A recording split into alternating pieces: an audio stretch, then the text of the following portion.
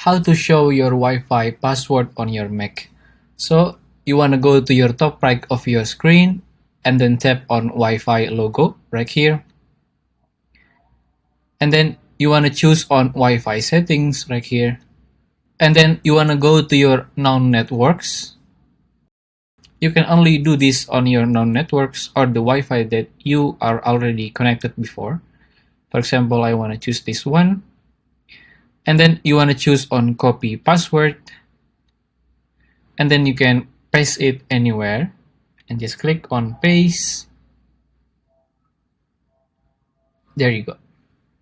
Or if you cannot do that, the second way to do it is you want to remember your password. For example, the name of the Wi-Fi is Vario110.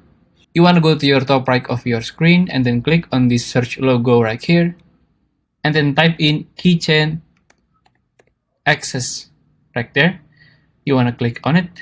And on the search bar, you want to search for the Wi-Fi name.